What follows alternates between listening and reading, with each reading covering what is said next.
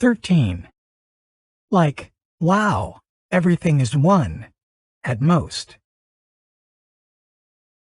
Recounting experiences you've had while meditating is a delicate business. They're most worth recounting if they're unusual, but if they're too unusual, people look at you like you're crazy. I once had an experience that I hope falls in the sweet spot, weird enough to get people's attention, not so weird that they notify local authorities. It was the 4th or 5th day of a meditation retreat. I was sitting on my cushion, legs crossed, eyes closed as usual. I wasn't making a point of focusing on any one kind of thing, not particularly on sounds, not particularly on emotions, not particularly on physical sensations. My field of awareness seemed wide open. My attention moved easily from one part of it to another, resting lightly on each new perch, and meanwhile, a sense of the whole remained. At one point I felt a tingling in my foot. At roughly the same time, I heard a bird singing outside. And here's the odd thing. I felt that the tingling in my foot was no more a part of me than the singing of the bird. You may ask, was I feeling that the singing of the bird was actually a part of me? Or was I feeling that the tingling in my foot wasn't a part of me? To put a less fine point on it, did I feel like I was at one with the world, or was I closer to feeling like I was nothing? If you are indeed asking these questions, you've hit on a fascinating philosophical issue that highlights a contrast between different strands of Buddhist thought, and that, more fundamentally, divides mainstream Buddhist philosophy from mainstream Hindu philosophy. But you're probably not asking these questions. You're more likely to be asking whether I'm crazy. So I'll address that question first, and get to the deep philosophical questions later. For starters, let me emphasize that if this experience makes me crazy, I'm in good company. I've had several chances to describe the experience to truly accomplished meditators, some of them monks, some of them famous meditation teachers, and invariably they've recognized the kind of experience I'm describing as one they've had. What's more, it's a kind of experience that, they tend to believe, is very important. Indeed, I might go so far as to say that this is the central experience of Buddhism. Not central in the sense of most profound or most important, but rather central in the place it occupies in the landscape of Buddhist philosophy, the place where Buddhism's two fundamental, crazy-sounding but arguably valid concepts, not self and emptiness, come together. It's a kind of grand, unifying, meditative experience. Before explaining what I mean by that, I should try to put a little more flesh on the experience itself. First, I should stress that any sense of continuity I felt between myself and the bird doing the singing wasn't really about the bird in particular. It wasn't like the feeling I had toward the lizard in the previous chapter, when I realized that the lizard and I had more in common than I'd previously appreciated. It was less cognitive than that, and more purely perceptual. It was a kind of dissolving of the perceived boundary between me and the rest of the world generally. In other words, this was an apprehension, not a conclusion. It's not like I had become convinced via some logical argument that a bird's song is no less a part of me than my foot's tingling. Still, in the wake of this experience, I started to think that maybe there is an argument of this sort that you could make. It would start something like this. How much difference is there, really, between feeling my foot tingle and hearing a bird sing? In both cases, the perception seems to register somewhere inside my head, at some kind of center of consciousness, which means that in both cases, the perception requires that information be transmitted to my head from a remote location. My foot transmits information about a tingling. The bird transmits information about a song. What's the difference? The obvious rejoinder is, but the tingling originates inside your skin. It's part of you. Well, yes, it's inside my skin. But the whole question I'm raising is whether my skin is really as significant a boundary as we instinctively assume, whether it really makes sense to think of everything on the inside as me and everything on the outside as other. So you can't just reiterate that instinctive assumption and put my question to rest. If that tactic were considered fair, no assumptions would ever be overthrown. Another rejoinder you could make is, but tinglings and other bodily sensations tend to come with deep, inherent affective qualities. A pain in your foot, for example, is inherently painful. A birdsong, on the other hand, is a matter of taste, pleasant to some, annoying to others. The problem with this objection is that pain isn't inherently painful. I've already recounted the time that, via meditation, I converted an excruciating knot of anxiety into a mere object of interest, and the time meditation made waves of acute tooth pain kind of beautiful. And there was another time when, by changing my perspective toward modest lower back pain, I turned it into a mildly pleasant sensation. Granted, this transformation of lemons into lemonade isn't routine. It's the kind of thing that's easier to do on retreat, when I'm immersed in the meditative lifestyle, than when I'm back in the real world, saying things like, "It's such a pain that my back causes me pain."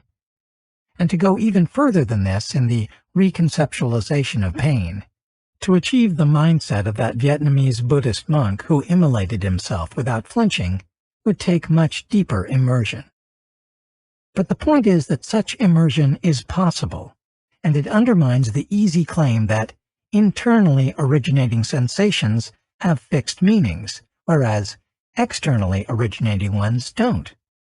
Besides, if the key criterion for whether something is part of myself is how close to automatic my interpretation of the signals it sends are, then what about the case of offspring? My daughters don't reside within my skin, yet when I see one of them in pain, it causes me to suffer as reliably as my own pain does. The great American psychologist William James wrote, "Between what a man calls me and what he simply calls mine, the line is difficult to draw." In that sense, he observed, our immediate family is a part of ourselves. Our father and mother, our wife and babes, are bone of our bone and flesh of our flesh. When they die, a part of our very selves is gone. Evolution and the bounds of self. If you ask why kin have this near-self property, the answer is that we were created by a particular process that embodies certain values. Actually, it seems to embody one value, the successful transmission of genetic material through the generations. Since close kin share many of our genes, taking care of them makes sense from natural selection's point of view. So genes for familial empathy and familial love, and for a host of related feelings, such as familial guilt, have flourished.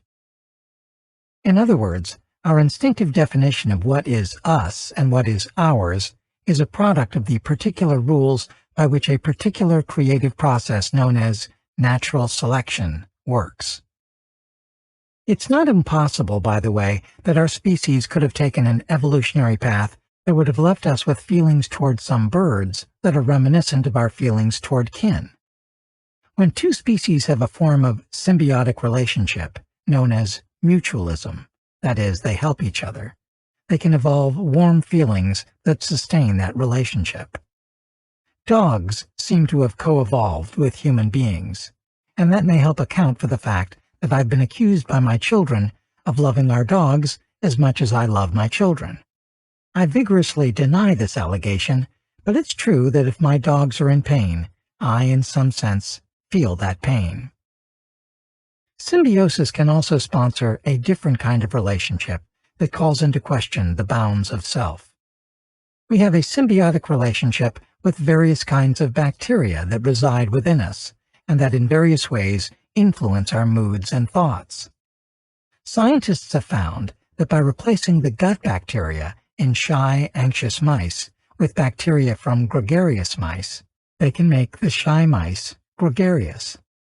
For ethical reasons, this kind of experiment isn't done on humans, but other evidence makes it clear that in our species, too, microbes influence the mind, in part by influencing neurotransmitters, In fact, maybe it's not too much of a stretch to say that the bacteria, kind of like that bird at the meditation retreat, send signals to my brain, even if the bacteria send their signals more subtly. So if I routinely consider signals that are ultimately traceable to bacteria, part of me, why can't I consider signals sent by a bird, part of me? Especially given that, had evolution taken a different path, involving mutualistic symbiosis between humans and that species of bird, such signals might routinely seem more like part of me. The generic point I'm trying to make is this. Lots of information impinges on my brain, and my brain decides which information it will consider part of myself and which information it won't consider part of myself, and which information, say the cry of an offspring, falls somewhere in between. And I take it for granted that those decisions comport with some deep metaphysical truth about what is I and what is other. But in fact, my brain could have been wired in a different way, so that it interpreted this information differently, leaving me with a very different sense of the distinction between I and other. For example, people with a condition known as mirror touch synesthesia pretty literally share the feelings of people in their vicinity. If they see someone being touched, they feel the touch, and brain scans show much the same neuronal activity that they would have if they were being touched.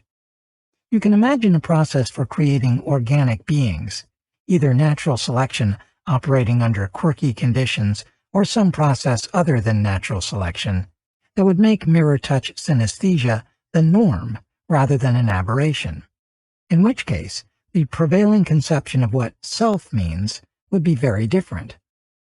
But we're getting ahead of the story. The question of how our view of the world might differ if the process that created us had taken a different turn here or there, or had been a different kind of process altogether, is one I'll explore more deeply in Chapter 15. For now, the point is that what things we identify with and how closely we identify with them, things both inside our skin and outside our skin, is to no small extent the result of the path that human evolution did, as a matter of fact, take. Our intuitive conception of ourself and its bounds is in that sense arbitrary. I suppose I could go further in trying to defend the validity of the experience I had at that retreat, but there's not much point in persisting, because it's not as if I think I have some killer argument that would convince you that a bird's song is part of me. In fact, it's not as if I myself go around believing that bird songs are part of me. I'm mainly just trying to convince you that the perception I had isn't as crazy as it may have sounded, and that's about all I can do. Attempts to truly share the experience with you will ultimately fail. As with all mystical experiences, you had to be there. Anyway, whatever you think of my little birdsong moment, one takeaway from it is that what I've been calling the not-self experience actually has two sides. Earlier in this book, I talked about what you could call the interior version of the experience. This consists of looking within at your thoughts, your feelings, and asking, wait a second, in what sense are these things really inherently a part of me? This is the basic question that was asked by the Buddha in his famous discourse on not-self. But there's also what you could call the exterior not-self experience. This consists of looking at the outside world, at things beyond your skin, and asking, in what sense are these things not a part of me? In other words, instead of asking whether the supposed contents of the self are really contents of the self, you're asking whether the supposed bounds of the self are really bounds of the self. In one case, you're questioning your intuition that you should identify with pretty much everything inside you, such as feelings of pointless anxiety. And in the other case, you're questioning your intuition that you shouldn't identify with much of anything outside you. In my experience, the first question can lead to the second question. One reason it was hard to see a clear line between the tingling in my foot and the singing of the bird is that I wasn't identifying very closely with the tingling in the first place. The disaggregation of myself made its contents seem more like the contents of the world beyond me. The diffuseness of myself made its bounds less distinct.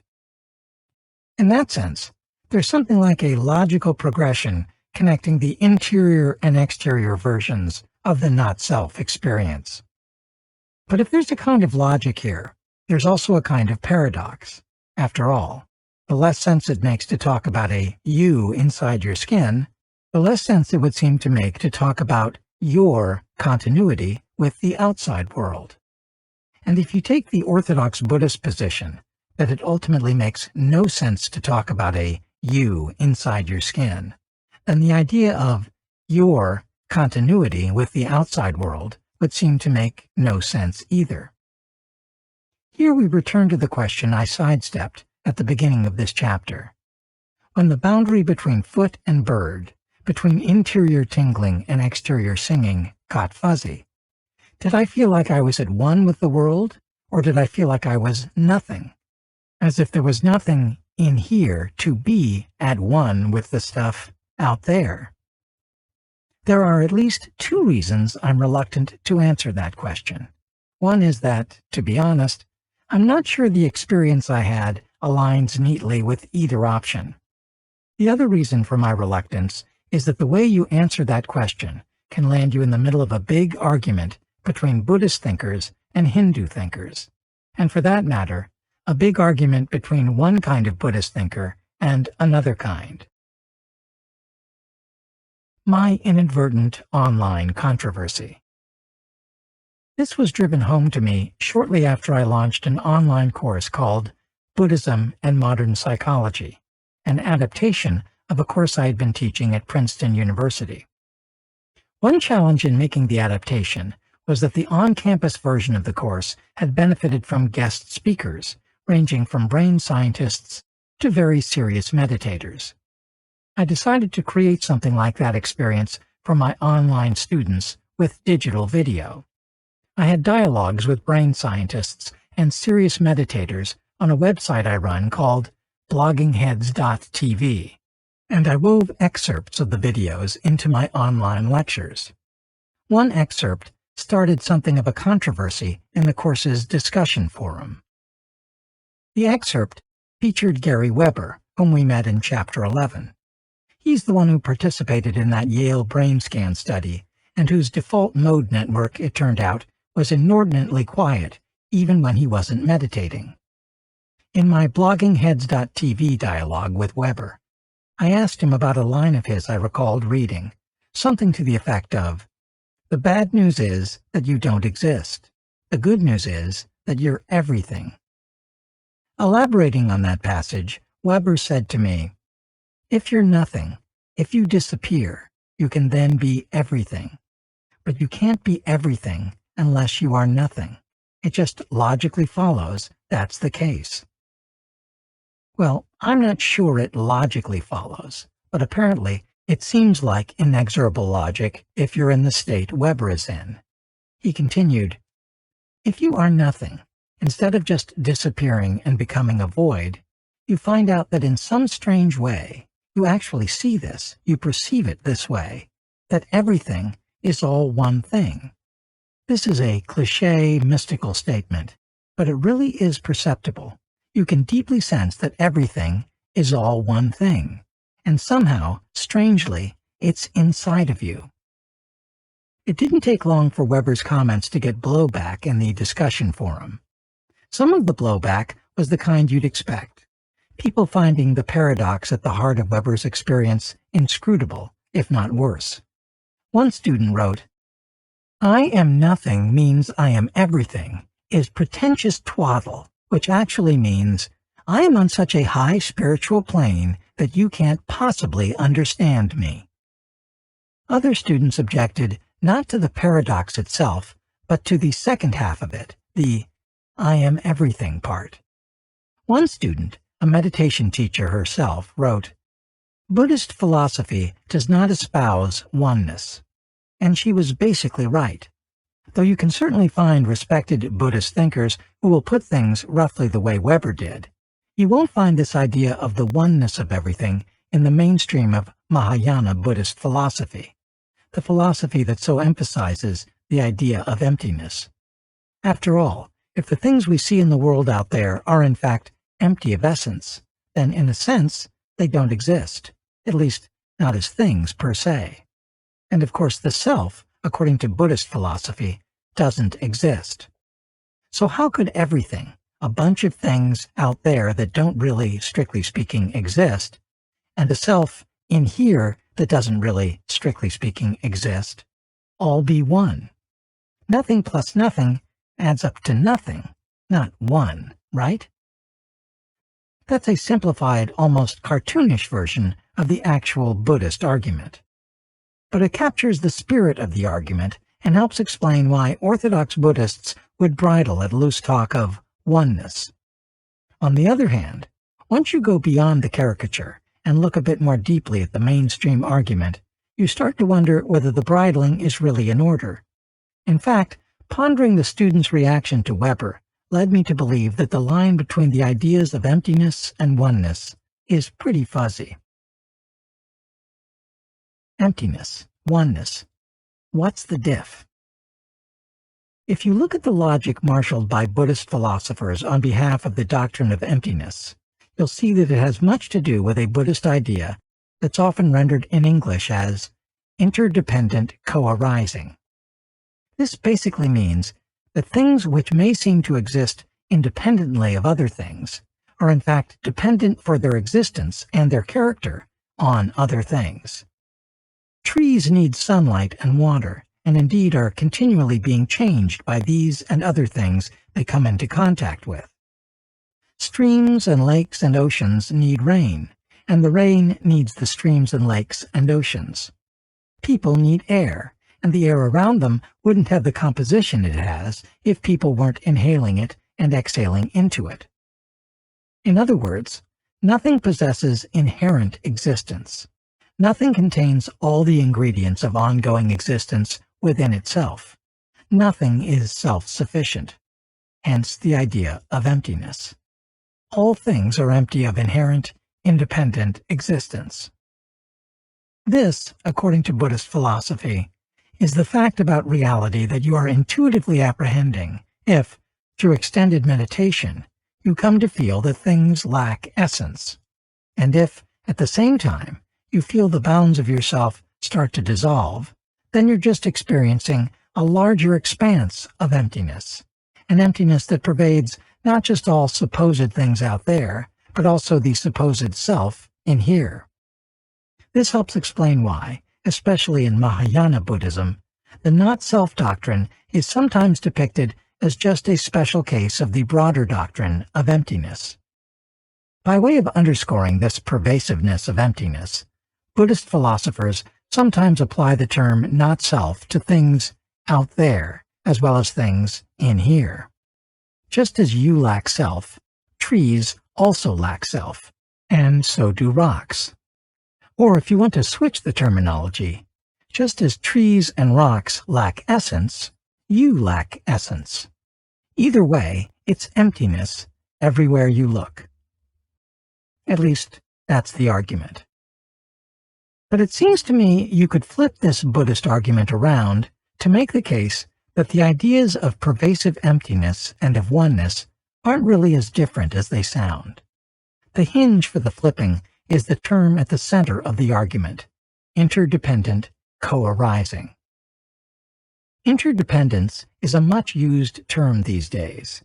You might, for example, track the stock markets in several countries, notice that they tend to be correlated, and say, wow, there's more interdependence among these economies than I had realized. And here the second part of that Buddhist term, co-arising, would also be apt. After all, none of these economies would have become what they are had they not been interacting with the other economies. Now if, after noting this interdependence, you added, there's more unity among these economies than I had realized, most people would consider that a reasonable thing to say. A bunch of highly interdependent systems is closer to unity than a bunch of non-interdependent systems. Indeed, one reason an organism is thought of as unified is that there is so much interdependence among its parts, kidneys, lungs, and so on. So it seems kind of strange to object to someone describing an apprehension of unity or oneness by saying, no, you're completely wrong. It's actually interdependence and interconnection, not unity or oneness. Doesn't interdependence and interconnection point to unity and oneness? I mean, they're not exactly the same thing. But isn't it fair to say that the more interdependence and interconnection there is, the closer you are to oneness? And aren't people who espouse the doctrine of emptiness basically saying that reality is pervaded by interdependence and interconnection? It's almost enough to make you wonder why some people get upset when someone like Weber talks about oneness rather than pervasive emptiness. Why get indignant when somebody takes an arguably defensible position on a somewhat obscure semantic question? But the philosophical stakes are greater than you might think. And here we come to the aforementioned clash between Buddhist and Hindu philosophy. In Hindu thought, specifically within a Hindu school of thought known as Advaita Vedanta, there is the idea that the individual self or soul is actually just a part of what you might call a universal soul. To put the proposition in Hindu terminology, Atman, the self or soul, is Brahman, the universal soul. Now, to say that Atman is anything at all, Brahman, whatever, is to say that Atman exists in the first place. And the very birth of Buddhism, its distinct emergence within an otherwise Hindu milieu, is thought to lie largely in the denial that Atman exists. So you can see why bringing Gary Weber into a course on Buddhism might get me into trouble. To say that everything is all one thing is, by philosophical implication, to say that the self exists, which in turn is to suggest that, among Eastern philosophies, Buddhism isn't so special after all. But here's the funny thing. Weber had actually denied that the self exists. He had explicitly tied his sense that you are everything to his sense that you are nothing. Indeed, a later part of the video dialogue reinforced that link. In it, I said to Weber, I have had a meditative experience where the bounds of myself, in a certain sense, suddenly seemed more permeable. That is, like the place where the bird's song enters my sensory apparatus no longer seemed like such a fine dividing line. Exactly, he replied. I continued, but that was like a one-time, brief experience. You're saying that as you walk around every day, you in a way identify with everyone else as much as you identify with yourself? Yeah, I'd say it's a little different from that, but not far different. I don't identify with anything. I mean, there's nobody here to identify with me or with anyone else. It's just an empty, still presence here inside my body, which is there, beyond my body. I said, so the problem with saying you identify with everyone is that first word, you. Exactly, because there's no you there to do the identifying. How can he talk this way, so paradoxically, and in a language that isn't fully Buddhist or fully Hindu? Well, as for the paradox part, as I suggested near the outset of this book, if you don't like paradox, maybe Eastern philosophy isn't for you. And as I also suggested, neither is quantum physics. As for Weber's refusal to talk like a doctrinaire Buddhist or a doctrinaire Hindu, having studied for years in the Vedanta tradition and for years in Buddhist traditions, he's not wed to any particular philosophy. So when he has a meditative experience, he's not bound by allegiance to interpret it in any one way. He just tells you how it feels. And how it feels seems to put him right on the border between Buddhist philosophy and Hindu philosophy. He'll say one thing that tilts toward the Buddhist side and one that tilts toward the Hindu side, which makes a kind of sense if the claim I made earlier is right. If there's really not much difference between saying that things are so interconnected and interdependent as to lack individual identity, and saying that things are so interconnected and interdependent as to be a single thing. This suggests an interesting possibility. Maybe the deepest meditative experiences had by Buddhists and the deepest meditative experiences had by Hindus in the Advaita Vedanta tradition are basically the same experience. There is a sense of dissolution of the bounds of self and an ensuing sense of continuity with the world out there. If you're Buddhist, at least a Buddhist of the mainstream type, you're encouraged to think of that as a continuity of emptiness, and if you're a Hindu, you're encouraged to think of it as a continuity of soul or spirit. For that matter, maybe some Abrahamic mystics, Christians, Jews, Muslims, who during contemplative practice feel a union with the divine, are having somewhat the same experience as the Hindus and Buddhists, and interpreting it in a way that is closer to the Hindu than the Buddhist perspective. The core experiences remain the same, but the doctrinal articulation varies. And actually, maybe the articulations aren't as different as they seem. Both the Hindus and the Buddhists, and in a sense, even the Abrahamic mystics, are saying that our ordinary conception of the self as this distinct, sovereign thing is in some sense illusory. We feel a boundary that is not ultimately as real as we think, and moving toward the ultimate truth involves the dissolution of that boundary. Anyway, my basic view of religious beliefs is that the ultimate question isn't their specific content, but rather, what kind of person do the beliefs make you? How do they lead you to behave? There is reason to think that this basic Buddhist Hindu idea, that the bounds of self aren't really bounds, can lead to good behavior. I once asked Judson Brewer, who conducted the Yale study that Weber participated in and is himself a very committed meditator, whether, if everyone in the world meditated intensively, there would be any wars. He answered with a question: why would someone want to harm themselves? In that sense, I don't think there would be, because it's like, why would you cut off your right hand? Weber himself put it this way: if everything is one thing, then why should I do something, if there was an I there to do it, to perturb this? Why should I do something bad to you? I agree with Weber. He shouldn't do something bad to me. In fact, I even agree in principle that I shouldn't do something bad to him or to other people. The problem is that for me, this is just an abstract belief, not a deeply experientially grounded intuition in the sense that I suspect it is for him, which may help explain why I don't always abide by it.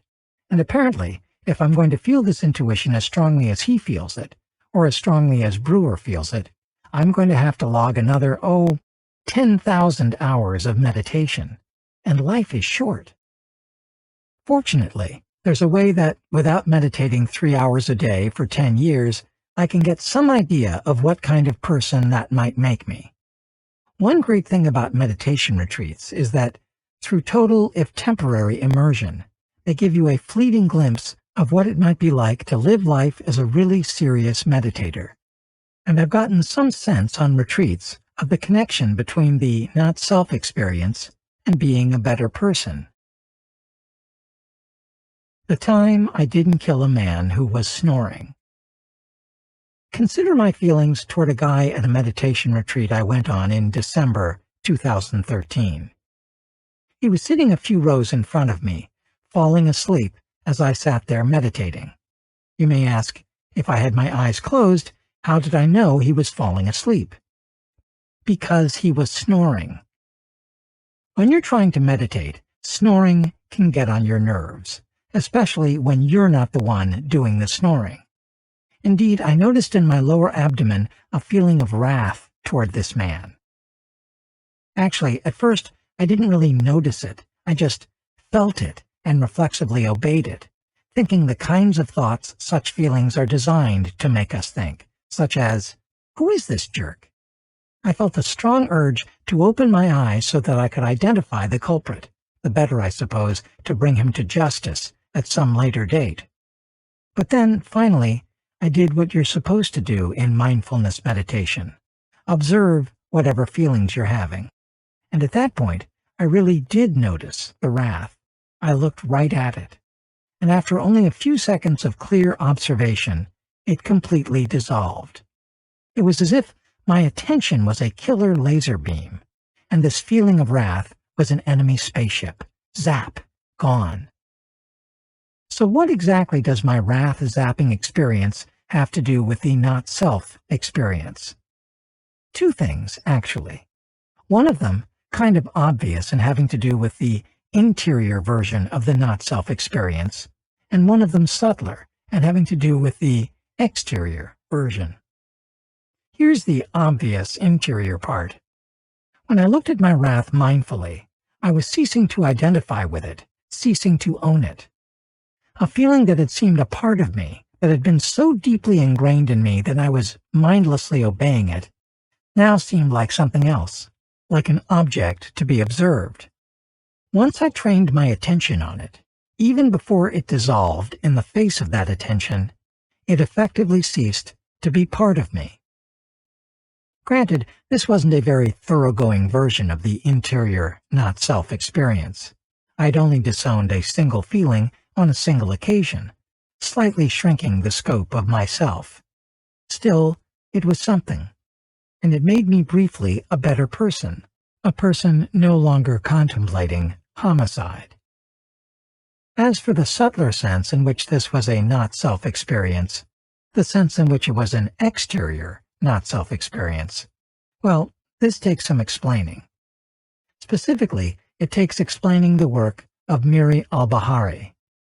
Al-Bahari is an Australian philosopher whose work on Buddhist philosophy is informed partly by the practice of meditation. But in keeping with her nearly compulsive humility, she emphasizes that she is not a skilled meditator.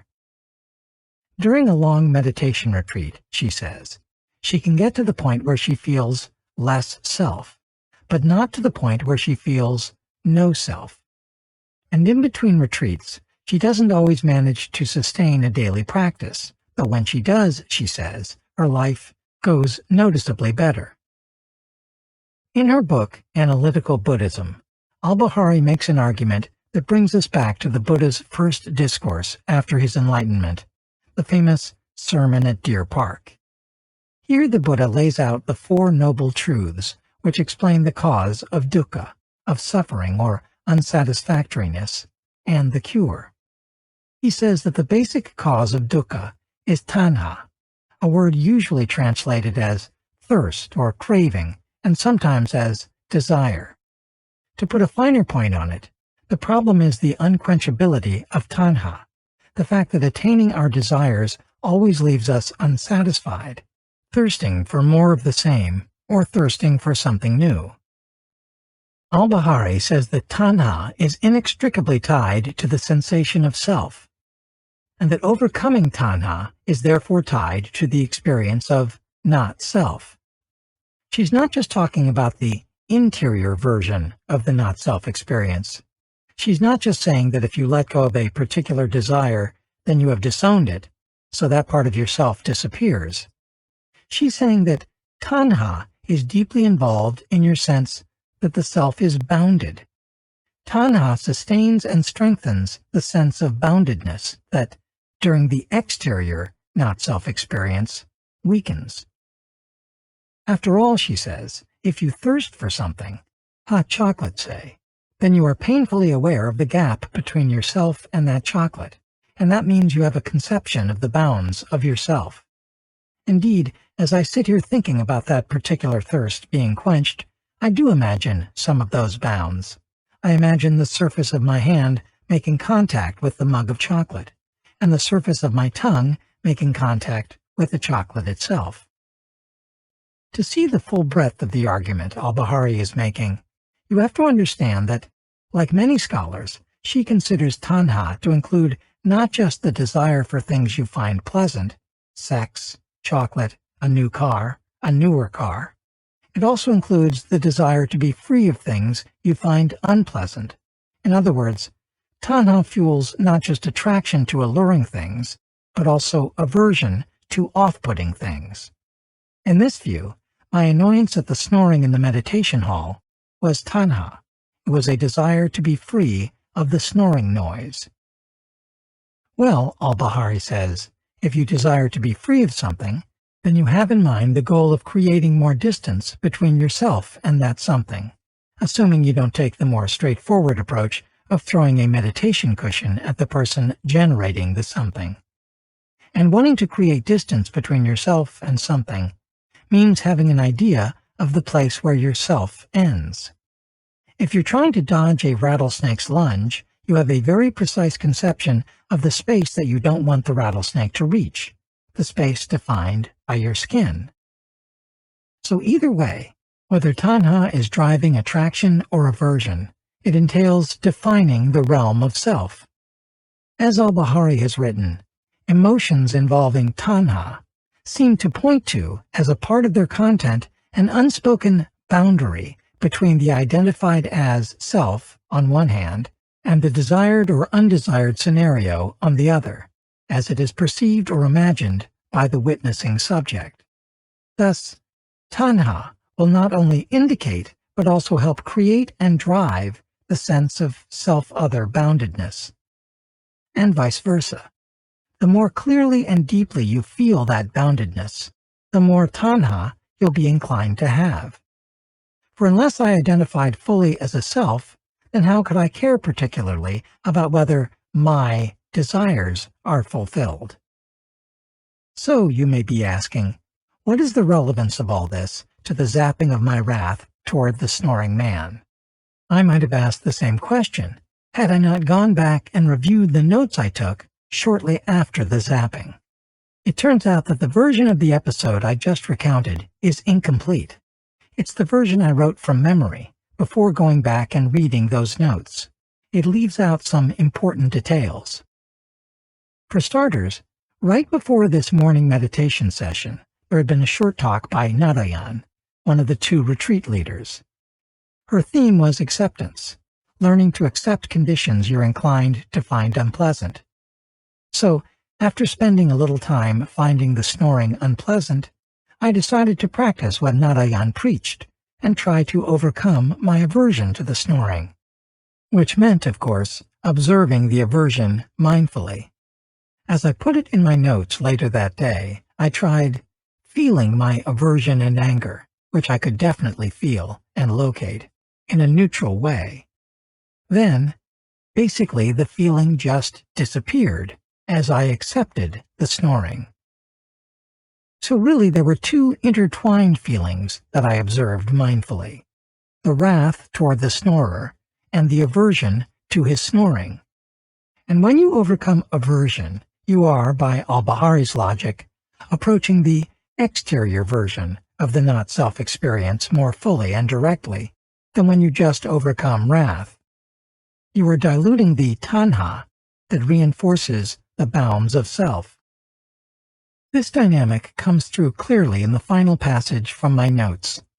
As I observed my aversion and my wrath, and these feelings lost their power, there was a moment when I imagined that feeling in my gut and his snoring as a kind of single system or organism, unified by communication. In other words, I focused on the continuous stream of sound waves that had emanated from his nose, entered my brain, and elicited the aversion and wrath. For a moment, the annoyer and the annoyed weren't two rigidly distinct things, a he and an I. My boundaries became more porous as the power of tanha, of my aversion to the snoring, waned. So Miri al-Bahari's view of the self and of the self's connection to tanha has one very welcome effect. It makes me seem like a more impressive meditator than I might otherwise seem like. Not only did my wrath zapping involve a bit of the interior not-self experience, in the sense that I disowned the wrath as I zapped it. In overcoming the tanha that had fueled the wrath, I'd also realized a bit of the more elusive exterior version of the not-self experience. And this exterior part of the experience, like the interior part, seems to have briefly made me a better person. 2 sermons and 3 poisons. Al-Bahari's view has one other virtue.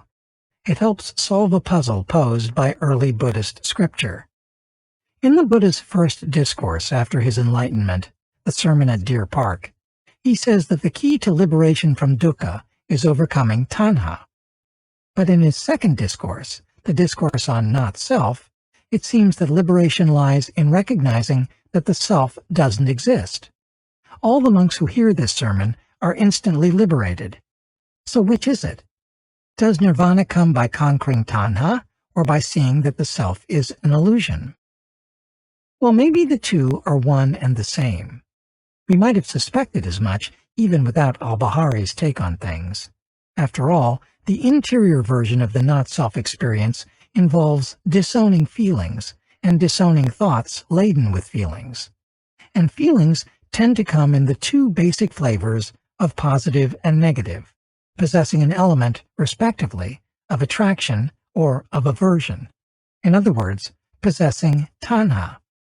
So the interior not-self experience inherently involves letting go of some tanha. Indeed, the Buddha said much the same thing in emphasizing that the not-self experience involves ceasing to cling to, ceasing to lust after, thoughts and emotions and the like. But Al-Bahari adds a new dimension to this argument for a kind of equivalence between the Buddha's first 2 sermons by connecting the exterior not-self experience to the abandonment of tanha. When you think about it, it makes sense that tanha would be tied to our outer limits, no less than to our core.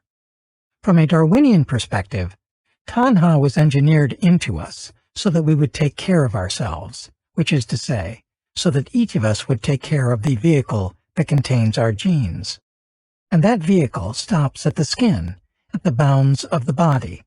It's only natural, then, that tanha would reinforce a sense of the importance of those bounds, the bounds that define the zone of concern that natural selection assigned to it. The connection between tanha and our sense of self nicely frames a refrain that appears over and over in Buddhist texts. The refrain warns people to avoid the 3 poisons of raga, dvesha, and moha. These 3 words are typically translated as greed, hatred, and delusion, a phrase that will be familiar to many meditators who have heard it roll off the tongues of meditation teachers, sometimes during Dharma talks at retreats. But this translation is in some ways misleading. The word for greed refers not just to greed in the sense of thirst for material possessions, but also to thirst in a more general sense, to any grasping attraction to things. And the word for hatred can mean not just negative feelings toward people, but also negative feelings toward anything, all feelings of aversion. In other words, the first 2 poisons are the 2 sides of tanha, a craving for the pleasant, an aversion to the unpleasant. Well, if tanha is indeed tightly bound up with the sense of self, then it makes sense to see these 2 poisons as bound up with the 3rd poison, delusion. After all, one of the most famous delusions in all of Buddhism is the illusion of self. So the first 2 poisons, you might say, are the ingredients of the 3rd poison. Raga plus vesha equals moha. This equation makes even more sense when you throw in that other famous delusion, the illusion of essence, and its corresponding grand insight, emptiness. Our intuition that things have essence, I argued in the previous chapter, is shaped by the feelings that infiltrate our perception of these things. On close inspection, these feelings would tend to be either positive or negative, involving either attraction to things, a kind of craving for them, or aversion to things. In other words, these feelings would tend to involve, in at least some measure, either raga or dvesha. So in this case, the case of the mistaken perception of essence, the 3rd poison, delusion, does again seem to boil down to the other 2 poisons. In light of all this, it's only logical that in some ancient texts, liberation is said to involve eradicating the three poisons. After all, this eradication would mean both an end to tanha, the great cause of suffering identified in the Buddha's first sermon, and an end to the illusion of self, the great impediment to liberation laid out in the Buddha's second sermon, not to mention an end to the illusion of essence, an illusion that, especially in the Mahayana tradition, is also seen as an impediment to liberation. Once, Gary Weber, trying to describe his state of consciousness, a state apparently featuring little, if any, sense of self or of essence, said to me, "It's a space you can't imagine bringing anything in to improve it or taking anything away that would make it better." He was basically describing the opposite of tanha. Tanha's premise, after all, is that things can always be made better by taking something away or adding something. Part of tanha's job description is to never be satisfied. Weber doesn't refer to the state he's in as nirvana, or call himself enlightened. But the way he talks about his self, or his lack thereof, makes him sound like he's not far from meeting the criterion for enlightenment laid down in the Buddha's second discourse, the discourse on not self. In any event, Weber's a lot closer to that than I am. Still, at that moment when the bird's song seemed no less and no more a part of me than the tingling in my foot, I think I got a sense of what it would be like to be much farther down the meditative path than I am. And it felt very, very good. For that matter, abandoning the tanha that had been energizing my growing dislike of that snoring meditator also made me feel a lot better than I'd felt before. That it made me a better person, however briefly, is a nice bonus.